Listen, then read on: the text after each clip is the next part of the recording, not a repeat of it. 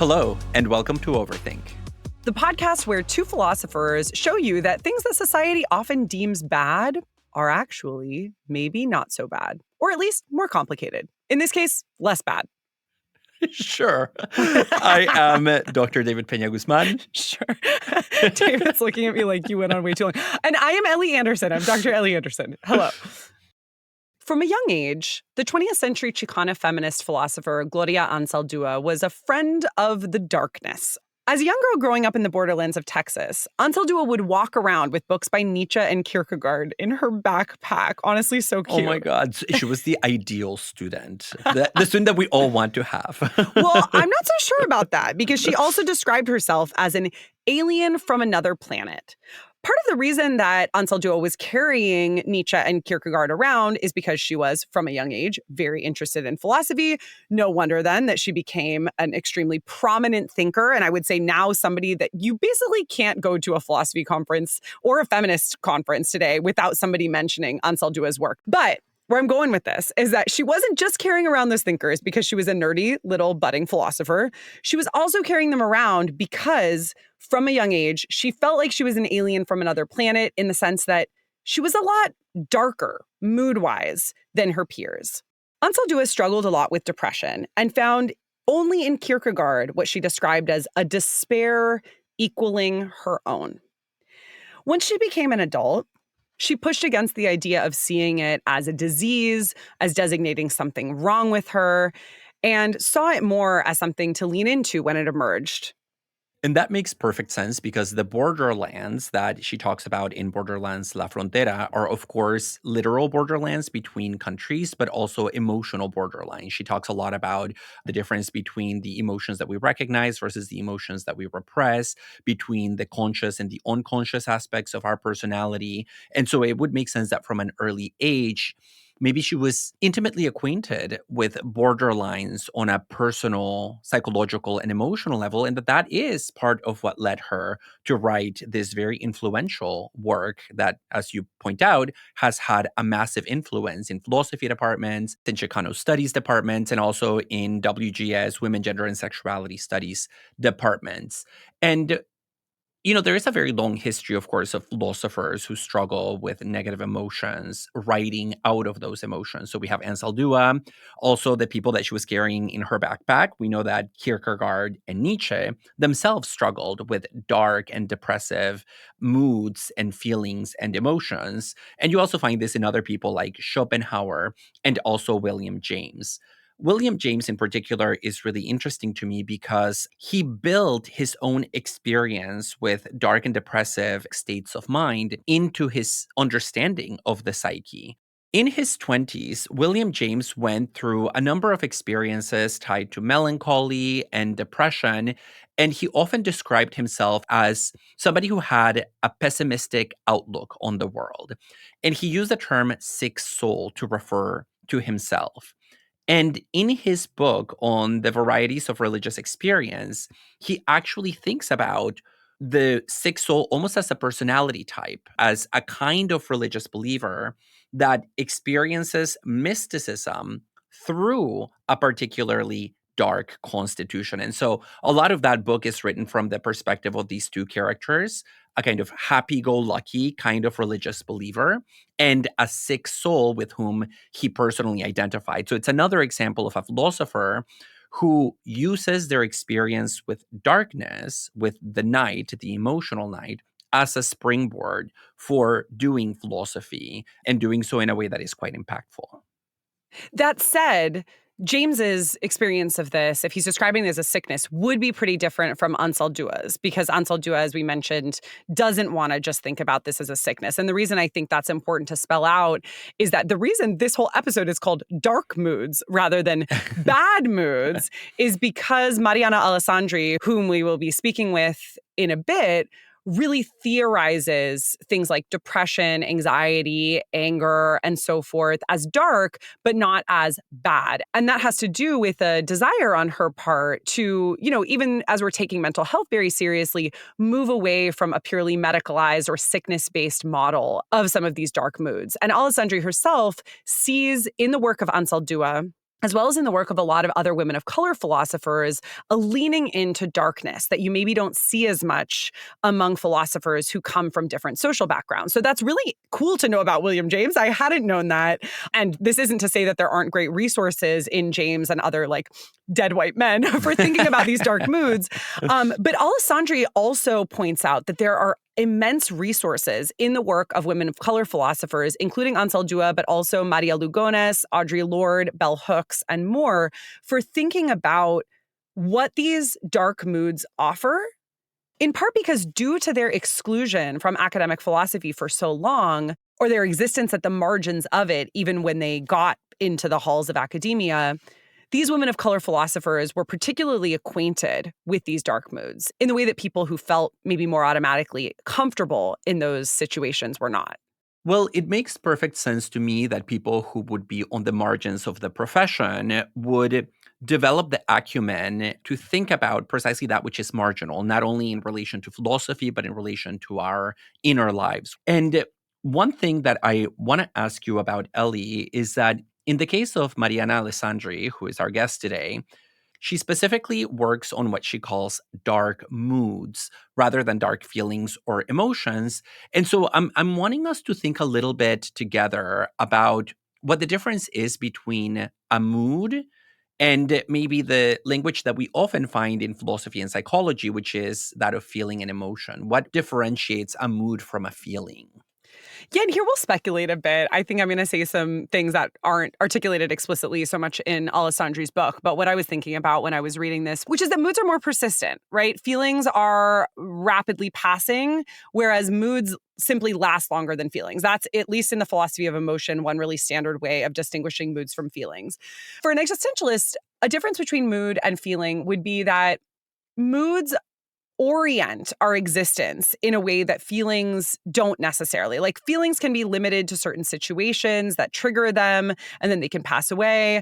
But in addition to being more temporally localized, they're also perhaps a bit more localized kind of on the surface of our person, whereas moods go deeper. Mm. In existentialism, of course, the main mood that's focused on is anxiety, which is actually not something we're going to talk so much about today, but we do have an existential anxiety episode from very early in Overthink's history, if you're interested in that. And anxiety really orients you towards your own freedom. And so I think moods are more closely connected to our own sense of self and to our own existence than feelings are, at least from an existential point of view, which is one that I agree with. Yeah, no, and I think this is what we can sometimes capture under the umbrella term of intentionality. That's language that, for example, the philosopher Eric Lormand uses to differentiate moods from feelings and emotions, which is Mm. that emotions and feelings have an intentional object. You know, you can be angry about a particular thing or anxious about a particular thing. But when we think about anger or anxiety as moods in that more persistent, pervasive way, they really aren't about any one thing. Often the language that is used to talk about this is that their object is the totality of existence, right? Like, you're angry at the world or you're anxious at existence itself rather than any particular thing. So that's another way of differentiating between moods and emotions that is not about temporality necessarily.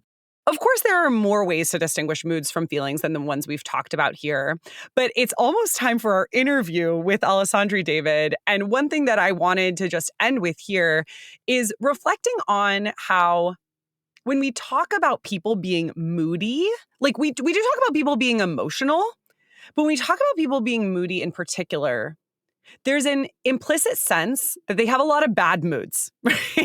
Like, you Mhm. don't use moody to refer to somebody who's too joyful or like too ebullient. You use it to refer to somebody who often experiences anger or depression or things that we associate with being bad, although Alessandri will say they're not bad, they're just dark. So we do associate them with dark moods. And I feel like that says a lot about how our society devalues dark moods. Being moody is considered a bad thing, and being moody means you experience a lot of dark moods.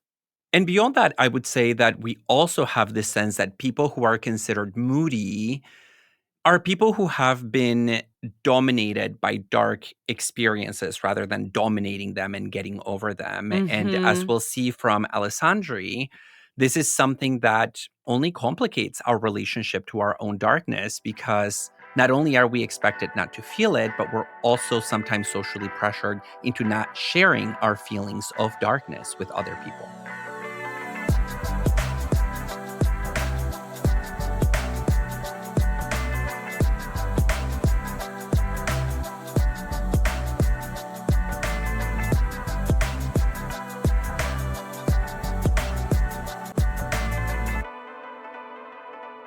Mariana Alessandri is Associate Professor of Philosophy at the University of Texas, Rio Grande Valley. She is a specialist on existentialism, the philosophy of emotions, and Latina feminist philosophy. And she is the author of Night Vision, Seeing Ourselves Through Dark Moods. Mariana, we are so happy to welcome you to Overthink. Thank you for having me. So your book is about dark moods, not bad moods, but dark moods. And throughout the book, you use the metaphors of light and dark to talk about our emotional lives. And you argue that one of the reasons philosophy has ignored dark moods is because it sees itself as a discourse of light. You have Plato's cave, where, as you mentioned, your students sort of think that the goal of the cave of the cave metaphor is to encourage people to get out of it and go upward toward the light. We have the Enlightenment, of course, etc. I'd love to hear you explain a bit what you mean by this, why you think the metaphors of light and dark, and especially the way that we tend to align the light with good and the dark with bad, hence dark moods, but maybe not so much bad moods, is a problem for you. I'll start with the present because I think the book is trying to deal with like the present obsession with the light. And this is in everything you think of when you go like to Target. It's love and light. It's bring your own sunshine. It's no bad days. It's always be brilliant. It's a smile is the most beautiful thing a girl can wear. There's so much, even if the metaphors don't say light per se, like I'm thinking of hashtag no bad days. It's all of a piece with what is now called, thank God, is called toxic positivity. And I don't know when that word started. I don't even know who coined it, but I'm very grateful to them because before that, some of us were just quite uncomfortable with what we saw around us and felt like it was dangerous. But to everyone else, it looks amazing. To everyone else, it looks like what could be wrong with being optimistic? And, you know, I had a lot of trouble sort of battling myself to write the book because it just seems like, well, of course the sun is good. Of course positivity is good. Of course this and that. But when I started to think like, where does this even come from? I started to think about the cave and Plato and how there's prisoners in the cave and it's dark, but there's a fire in there. And then they believe things that aren't so, right? They believe shadows of things. And it takes someone being pulled out of the cave and like thrown under the sun for them to realize that what they were believing inside wasn't exactly true, right? It was like 2 steps removed from being true because they believed that shadows were the thing, but the shadows were actually shadows of the puppet of the thing, right? So outside, then they're like, okay, this is a tree. And so, yes, I think that in the history of philosophy, it's not just our students who take it to be that way, right? I think it's a lot of philosophers who kind of think of the sun as truth or the sun as what allows for truth. And we have forgotten all about the puppeteers because remember in the cave, there's these people holding up these puppets that are then being projected onto the wall. And then that's why the people in the cave believed it, right? So there's more stuff going on than just dark and light in there. So I wanted to like unpack the story and figure out why it was like a confluence of things, right? You mentioned the Enlightenment, which doesn't go well for people with darker skin, right? That's the whole problem of the Enlightenment is to say that light is good and dark is bad. Light is beautiful and wonderful and pure and holy, right? There's religious, not undertones, like blatant, right? Like religious creeds that just say light is good and dark is bad and sin is dark and dangerous and all these things. And so it's like in any pair where you're going to get a light and dark, the dark is going to suffer.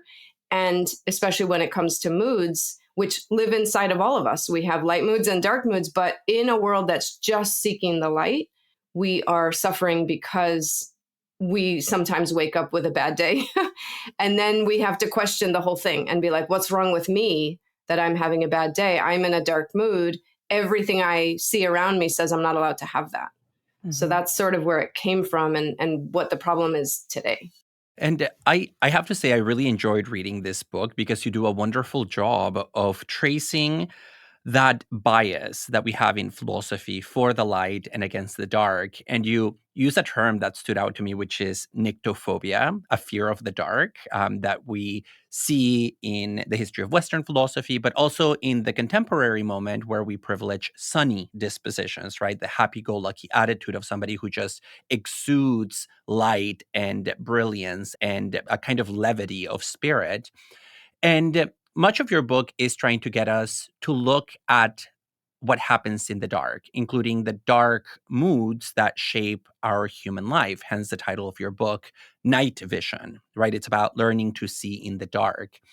And you talk about a lot of affects and emotions and moods and try to get us to see the value that they add to our existence despite being dark. And one of the ones that you talk about is sadness/depression. And you suggest that the recent focus on depression in our society, even though it comes from a good place of trying to address mental health concerns, has led us to ignore a lot of other emotions that express suffering, such as intense sadness and sorrow. And you think that the line between some of these emotions, such as sadness and pain, is actually really blurry. And you use the Spanish term dolor to refer to this kind of broad spectrum of dark emotions that include physical pain, emotional suffering, maybe even existential angst of some sort. Because there is no term in English that does that good of a job at capturing that broad spectrum. You know, for example, in English, if you say pain, it usually means physical. If you mean suffering, it usually refers to exclusively emotional. And I want you to say a little bit more about what you mean by dolor, the Spanish term, and why you think it's so important to human flourishing. Yeah. So dolor is like my favorite of the emotions that I write about. And I was trying to figure out what is the right word. And I tried pain, I tried hurt, suffering, right? But these, like, I think in English, we peg them to certain things, right? We peg them to, like you said, the physical or the emotional or the mental. And when I wrote a chapter and I called it sadness, someone was like, but isn't that worry? And I was like, oh yeah, but worry's part of it. Like, you know how like we don't always know what we're feeling. We just feel down. It's like the blues or just I feel bad. I feel like I'm hurting and it could be a lot of things all in one. And so I wanted to use a word that's foreign to a lot of people, right? I'm writing the book in English. The word el dolor is in Spanish. So it's going to be foreign. It's going to accept more variety. It's going to accept like a kind of bigger vision of what I was trying to go for, which is like everything except depression, right? Like, so the book is about the 5 chapters are anger, and then this dolor, and then grief and anxiety and depression, right? So I'm trying to separate it from depression, but it's like kind of the other stuff, right? The other stuff when I feel terrible, that could include a little bit of anxiety. It could include these things, but isn't reducible to them. So for me, that word really captures what I was trying to get at, which is just general hurt that we all feel that we don't really pay a lot of attention to, in part because we can't always define it. And it doesn't have its own like diagnosis and it's can be fleeting. It can be an hour. It can be 2 days. Like we don't always know like how long it's going to be there. And sometimes it's caused and sometimes it's not caused, etc.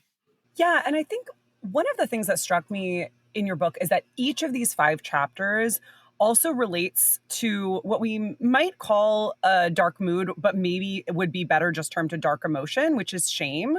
You talk about shame quite a bit in the sense that shame, when it's combined with any of these 5 moods, really worsens the deal. And so there's a sense in which if you're experiencing dolor, but then you feel shame about that because you live in this toxically positive society, then you are going to feel even worse. And so I'd love for you, I guess, to say a little bit about how that works. Like, why is it that shame almost takes out the positive potential, or maybe, can we say positive? I know we can't say bright potential, but like one thing we'll get to a little bit later is how you see such value in dark moods. But I think it seems to me that sometimes when you're talking about the way that shame gets piled on to something like dolor or any of the other emotions that we're discussing, it's almost as though that shame removes the positive potential or the value of the emotions. How are you seeing shame in relation to these dark moods, and especially dolor? Oh, it's beautiful. Thank you. So in the book, I'm describing shame as the feeling bad about feeling bad. Yeah. So it's the extra feeling. And my opinion and experience tells me that the first mood is really hard enough. Mm-hmm. Like, it's really hard to have anxiety. It's really hard to be grieving. And I can't do anything about that. So people sometimes ask me, like, well, how do I stop feeling this? And I'm like, I have no idea. Like, this is not something that we really, I mean, we have ways to minimize it, but like, this isn't what my book is trying to do. It's not trying to get rid of your anxiety. But what I think that I'm trying to do by pointing out the aspect of shame is I think I can reduce the amount of shame involved in feeling bad about feeling bad. And I think that the source of the shame is not ourselves. I think that the society that wants us to be happy all the time is the same society that if you tell someone, oh, I'm not feeling well, don't say that. Oh, I'm not going to get this job. No, how can you say that? Yeah. Well, with an attitude like that, you'll never get the job. Right. So the society actually shames us. Like, it makes us feel bad because we're supposed to be grateful and we're supposed to always be positive and we're supposed to believe and succeed. Right. So anything less than that is like, well, then it's your fault. Right. This is the absolute paradox of self-help and of saying, like, choose happy. Choose happy is really lovely when you're happy. It's beautiful. And you could be like, oh, I did that. I changed my attitude. I felt great today. I decided that I was going to go and have a good day no matter what. But when you feel bad, then it's like, well, that's on you. Who else is to blame but you? Because you could have felt better in your circumstances. You could have decided that you were going to change your attitude, change your narrative, change your outlook, all of the things that we hear in our society from different like vectors. So I just think that we can feel these things and not have to feel the shame. Like, I would love to just let grievers grieve and not have to tell them, well, it's been 2 weeks. You got to go dancing. You really have to get out of bed, but it's been too long. Stop using that person's name, right? Like, you should start washing the dishes. Like, we have these sort of like societal mandates on other people because we are nyctophobic. That's the word you brought up, David. Like, we're very ill-trained, I would say, like pretty illiterate in terms of how to sit in the dark or be with our dark moods or allow our dark moods. And especially when other people are feeling bad, because we don't want them to feel bad. So we're just like, oh, no, don't say that, you know? And instead of like embracing them and saying like, I'm here no matter what you feel, we're like, we tell kids, like I've heard people tell kids, go into your room and come back when you're smiling. Right? If they're angry or sad or whatever, it's like banished, right? The dark mood is banished and come back when you're smiling because I don't want to see it. It makes me feel bad. It makes me feel angry, et cetera, et cetera. So I just want to create a world, or I want to change our world so that we are less nyctophobic, so that we can learn to see in the dark, so we can take care of one another and take care of ourselves without shaming each other for doing it wrong, and without shaming ourselves, and without sort of like just getting the world to back off. I want to like fix this toxic positivity thing, like back off world and like let me be, because I'm a whole human being. And that means that I throw up and I'm on the floor and like I get food poisoning, right? Like all of these things, like we are real, we bleed, and like that doesn't make us any less human. So what I think is like worrisome about what's in jeopardy is like my feeling that I have dignity. I think that the shame makes me feel like, well, what's wrong with me? I'm such a mess. I'm a hot mess. I'm breaking down. I'm falling apart. Like it threatens our dignity. And so what I want to restore is like, no, we each have dignity. Even when you're throwing up and you're on the bathroom floor, you still have dignity. It's the world that's talking bad about you, but we can like change the narrative like in a big way, right? The whole narrative, not just our personal individual narrative. Yeah, and I really like how you said that the shame doesn't come from the self, it comes from society.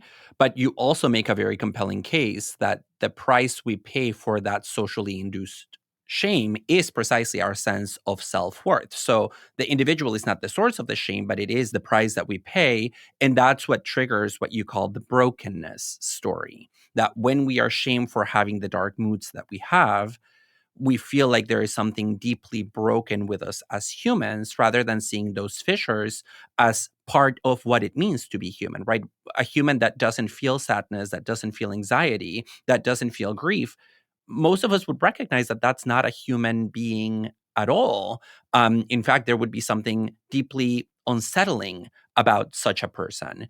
And I want you to talk about a particular character that you mention in the book that this just made me think about, and that's Jody. You talk about this woman who is sort of a pessimistic character and who, in her sadness, her pessimism, is in some ways seeking a connection or is reaching out for others to make contact with her.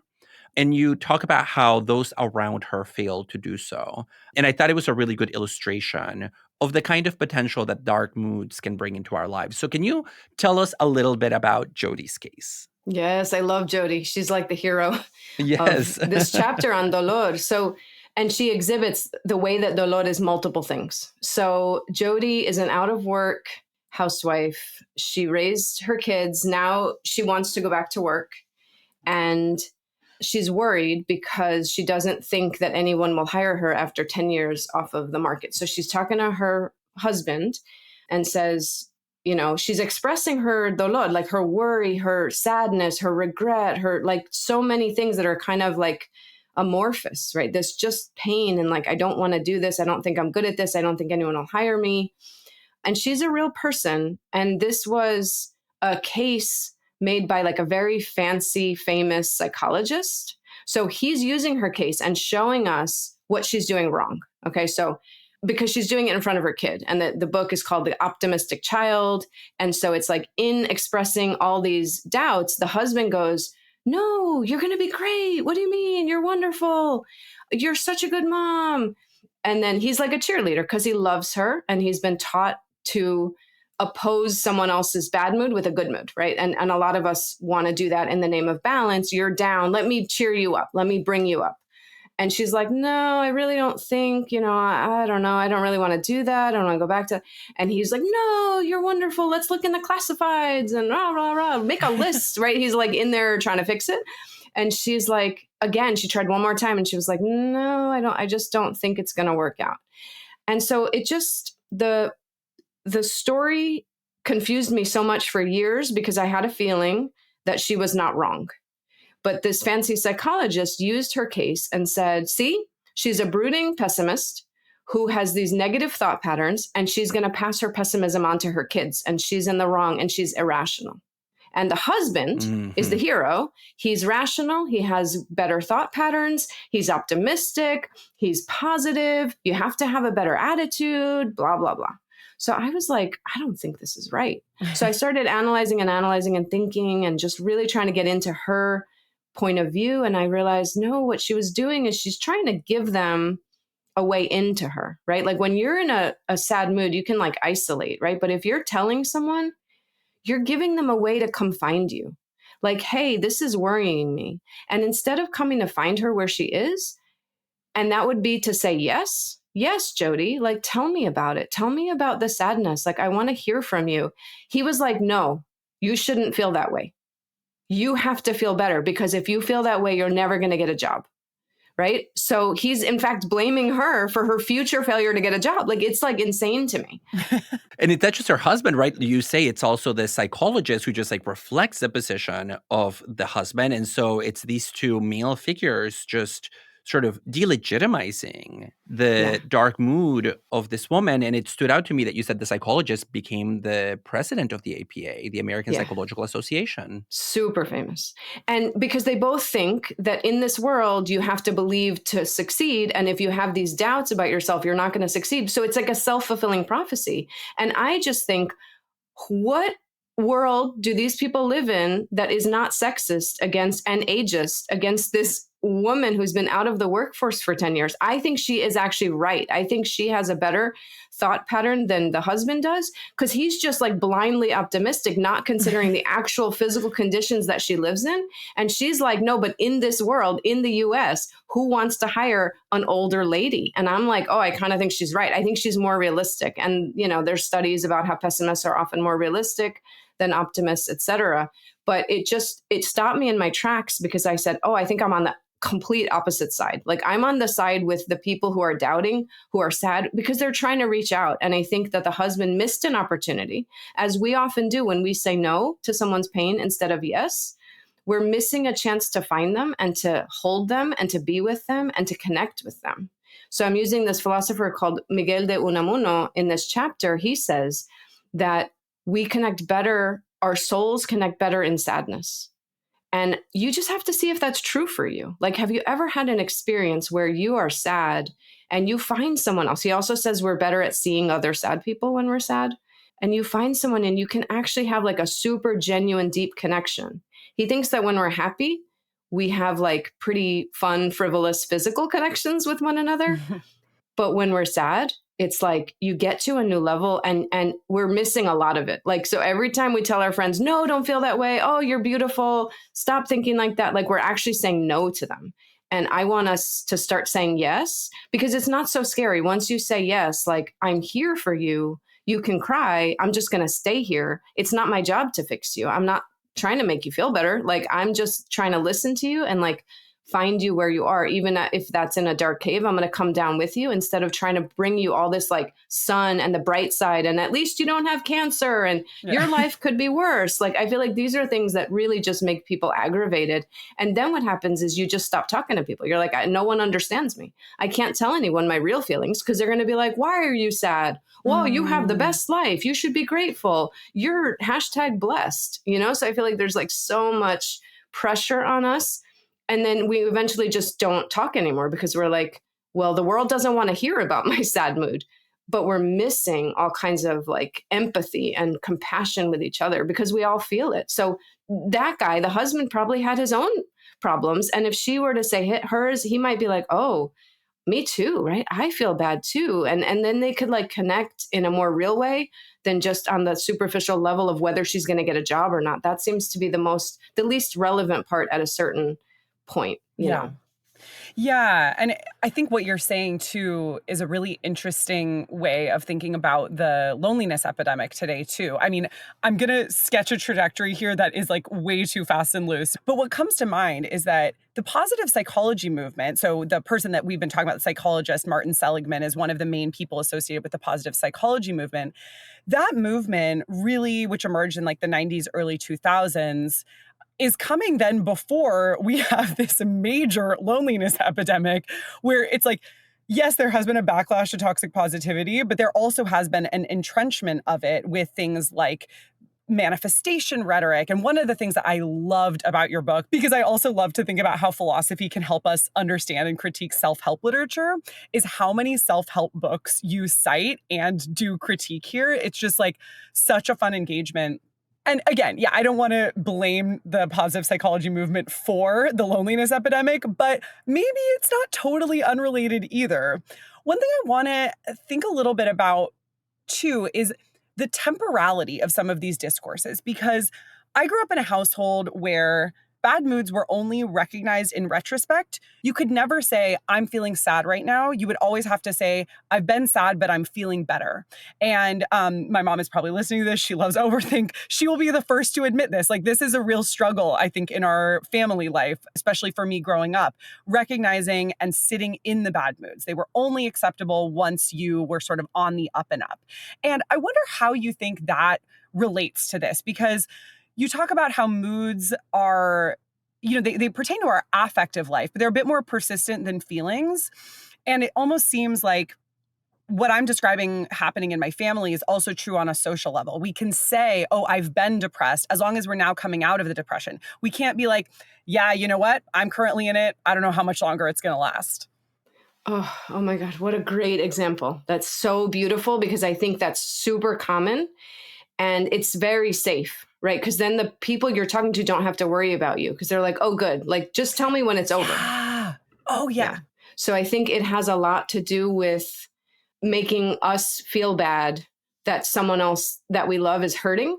And so I think whether or not that's explicit will depend on the family. But I think that that's actually quite true in many families. You can talk about something, but if you talk about it in the moment, it's really scary.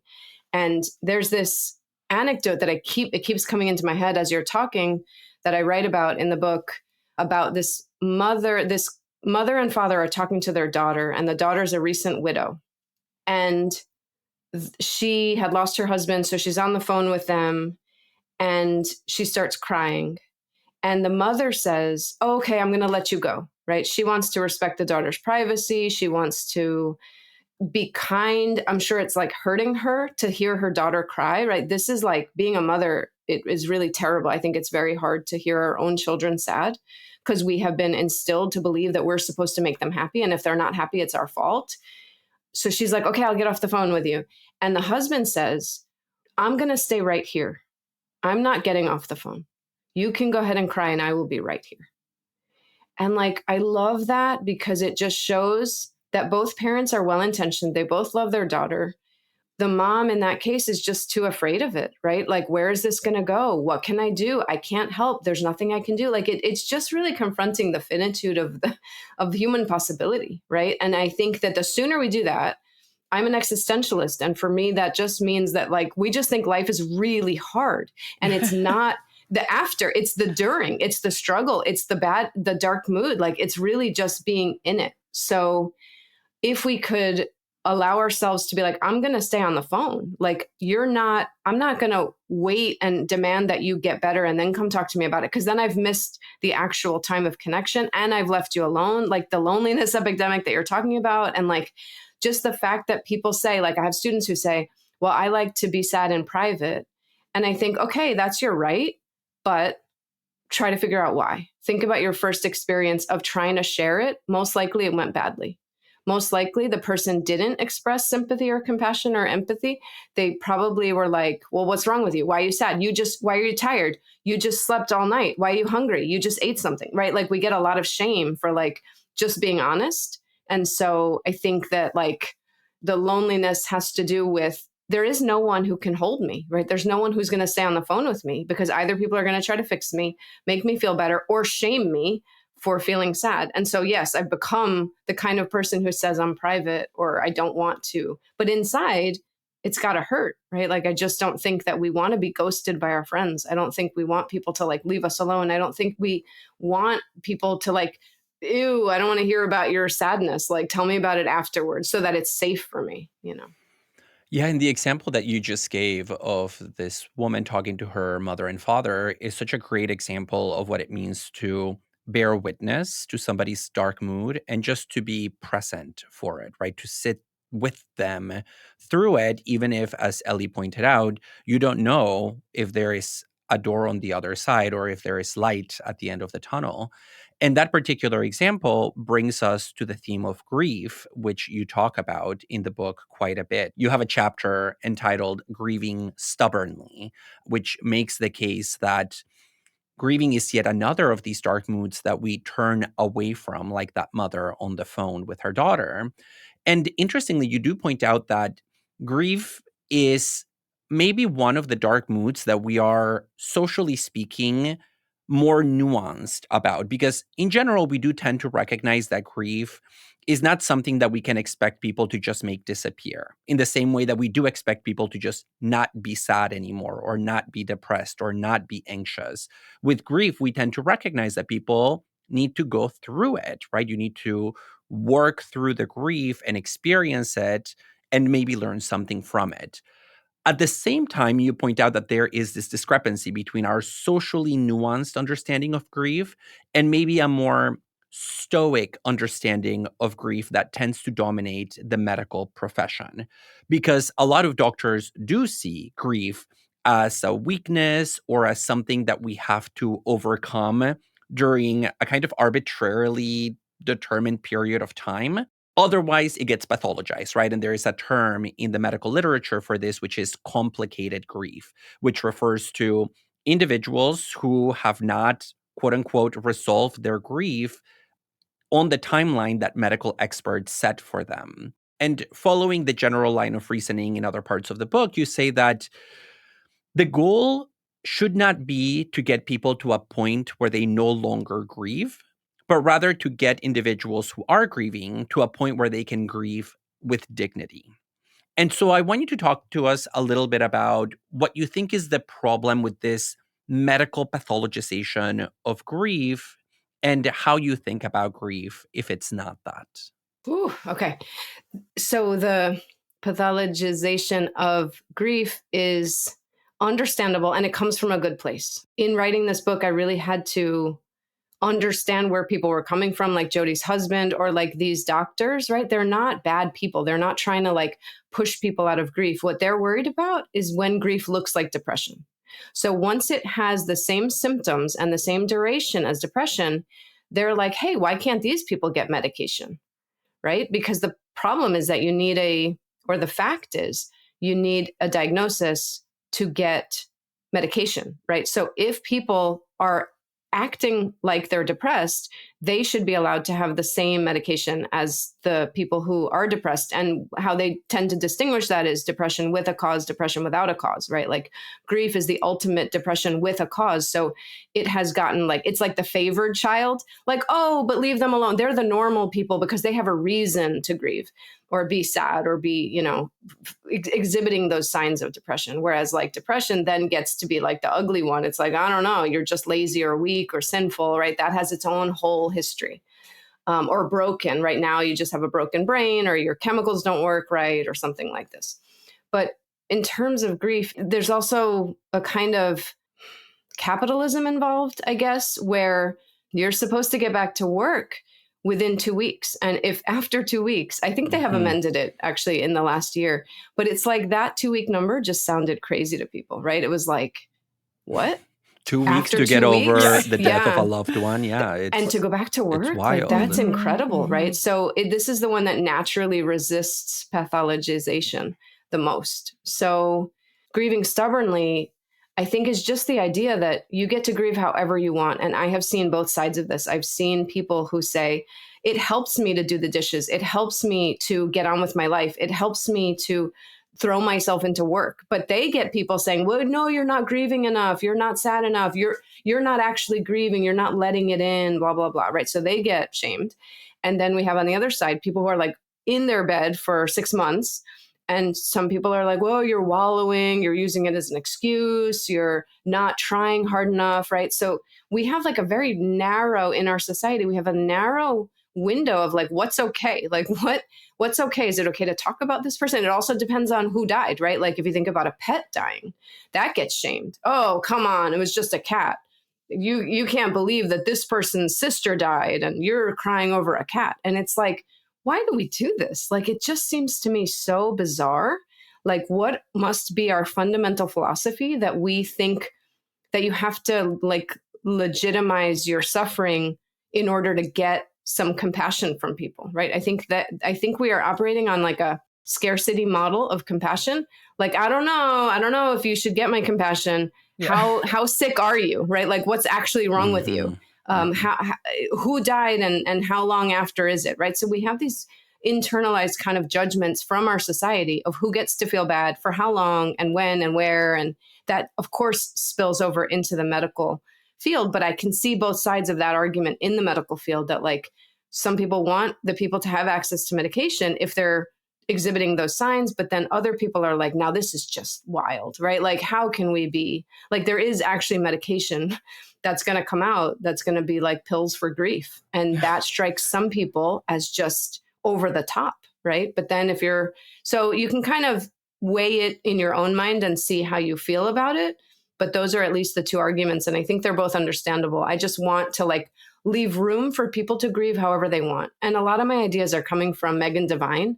She's an amazing writer who wrote, It's Okay That You're Not Okay, understand, or like grieving in a world that doesn't understand. And so she's just saying grief is not a problem. You're not broken. It doesn't mean you don't have dignity. Grieving is something to be carried and you carry it forever, right? And the more people you can get around you to understand, yes, I'm still going to talk about that person and I would love it if you could talk about them, But there's so much more to grief. The grievers get ghosted more than I think anybody else. Like, because people say, I don't know what to say to them. I don't know what to say. So I just stop calling. And I feel like this is adding insult to injury. I think grief is so painful. But then for people to like abandon you because they felt awkward. That's like nyctophobia at its best, right? It's like, I didn't know what to do. So I ran away from you and left you even more alone than you already were. So people talk about like, I lost my person and then I lost my friends. And like, that's so tragic to me. So it's like, show up, just say, I don't know what to say, right? Like you don't have to say anything. There's nothing you can say that's going to make that person feel better. You can't bring their person back. So just show up and just sit there with them and don't worry about making them feel better. That's not your job. Yeah, and I love how you point out that the Stoics are really some of the original bad guys here, arguing that grief isn't something you should wallow in, but actually just like something very quickly to be overcome. And it seems like in general, you're trying to move away from this idea that dark moods are bad, which is part of the legacy of people like the Stoics. Yeah, and I would describe your book as a treatise in anti-stoicism, right? Where we recognize that emotions and moods are volcanic in the sense that they erupt with tremendous natural force. They are not under our control, and it is not a sign of weakness or a character flaw for us to be overpowered by them, right? Even if that is for days, for weeks, for years, maybe for an entire lifetime. And so the question that emerges for me is, what do we do with these negative emotions and moods? How do we relate to them? Because you mentioned that embracing dark moods doesn't necessarily mean that we have to see them as a gift. You say that a couple of times in the book. But after reading your book, I wasn't entirely sure why you say that they shouldn't be seen as a gift, because you do mention, for example, when you talk about your father's illness, there are a lot of personal details in this book. You combine the personal with the philosophical in a really helpful and fruitful way. Yeah. But when you talk about your father being ill, you mentioned that was very difficult to live and to go through, but it did allow you to connect with your stoic father in a way that maybe you never could outside of the context of illness, because that's the only setting in which he allowed himself or was forced to be vulnerable and make human to human touch with his daughter. And in that context, you say that you were grateful for your father's illness, which sounds dark and it sounds morbid, but you say it's because of that human connection that we never could have otherwise. And so my question to you is, why not say that some of these dark emotions are in fact a gift if they are something that we can be grateful for? So what are your concerns about the language of the gift in connection to dark feelings? This is beautiful. Okay, so for me, gift language is really tricky. And I think that the most appropriate way to use it is in the first person. Same thing with lessons. When people say like there's a lesson here, when I talk about my father's illness and say that I benefited from it, it made us closer, I felt his vulnerability, I learned from him, like I feel like that's all legitimate ground for me to say it about my own experience. But if someone else, if my friend were to be like, oh, you're so lucky that your father got sick and went through such hell, right? Like, then it's like, get off me, right? It's like when someone else talks about your mom, like, it's like, no, I can do that, but not you. Like, and what I was most afraid of in this book was to accidentally write the 5 gifts of your depression. And I kept writing a note, do not write the 5 gifts because I didn't want, that's so offensive, right? It adds insult to injury to a thing that is already so painful as dark moods, especially depression, to be like, well, that's really your gift, that you're so lucky you have it, because without that, we get so much of that. That's part of toxic positivity, is the consolations of these things. And I think that like I've met enough people who do say, for me, I am grateful that I had it and I wouldn't change it. But I've also met people who'll be like, I hate my depression still, right? Like, and I'm like, good for you. Like you get to do that. Every single individual gets to have whatever feelings they have about their anxiety, their anger, their depression. So what I was kind of battling between in this book was like, am I trying to rescue the dark moods or am I trying to rescue the person who feels the dark moods? And I think that in the end, although I do believe that some of these dark moods can be quite helpful. For example, dolor brings us connection. I think anger and anxiety also bring us good things if we listen to them. And grief too shows us a lot about love. But depression, I have the hardest time saying there's like an upside or like, this is why you're depressed or this is what's good about your depression. I don't need to say that. I just need to say, you know what? You are not broken. I am not broken because I have anxiety, right? Like people are not broken. So I want us to get away from this broken and beautiful metaphor. And I want to say dignity. Like we have dignity because we are experiencing, and we're, what Gloria Anzaldúa says, we're excruciatingly alive to the world.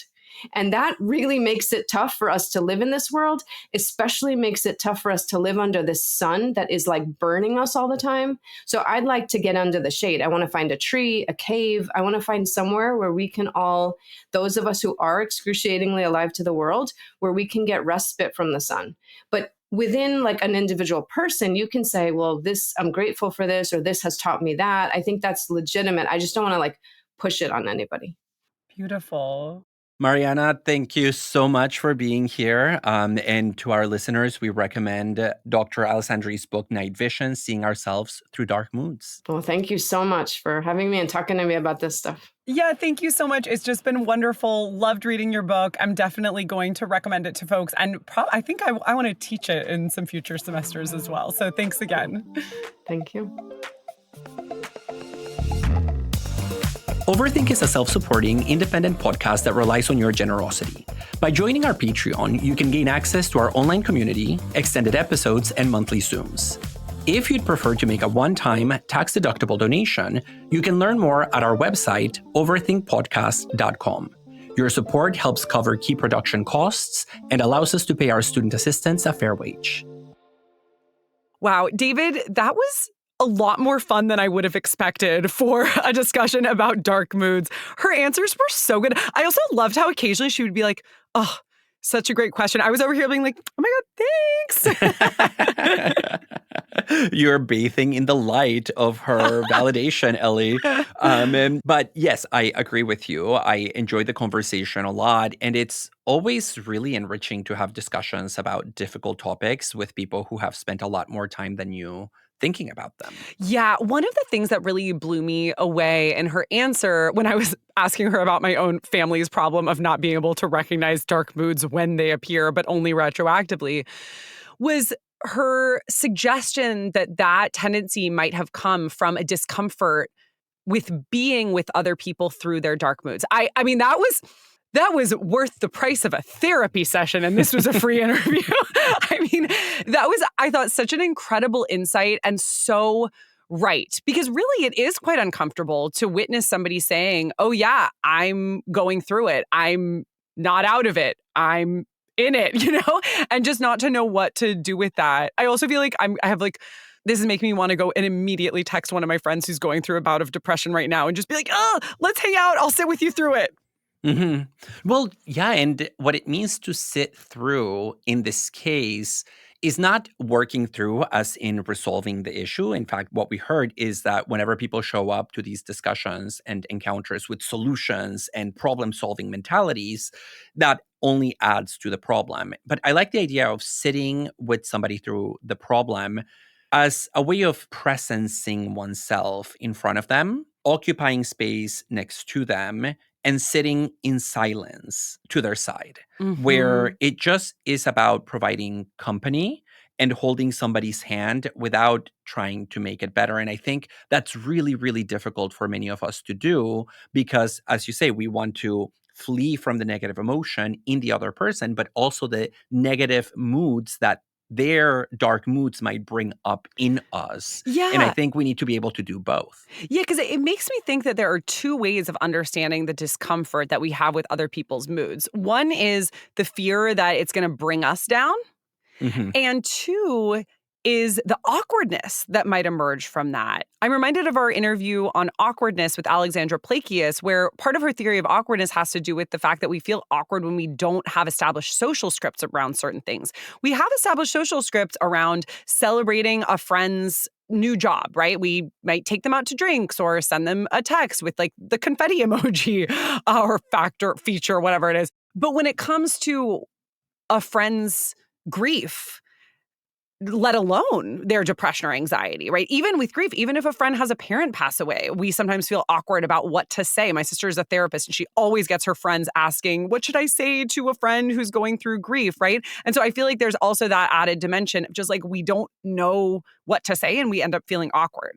Yeah, and the point is that sometimes there is nothing to say because what the person undergoing that dark mood needs is somebody to just find them in the labyrinth in which they find themselves. And this is a spatial metaphor that Alessandri uses in her book, right? That in the depth of depression or in the pit of despair, we throw out a lifeline, hoping that somebody will just grab it, not for them to pull us out, but for us to pull them to where we are so that we can have a human connection. And we flee away from that, of course, because we're afraid of getting pulled into the darkness, into the chaos.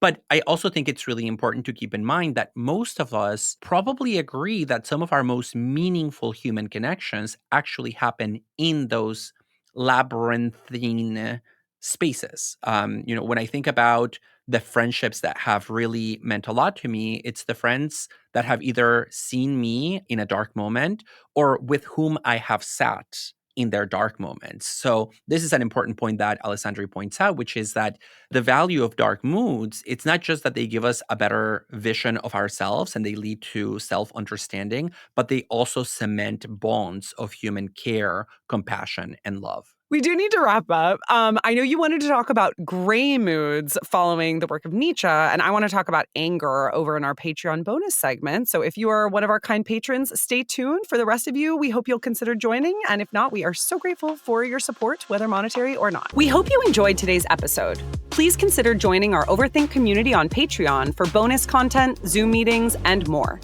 And thanks to those of you who already do. To connect with us, find episode transcripts, and make one-time tax-deductible donations, please check out our website, overthinkpodcast.com.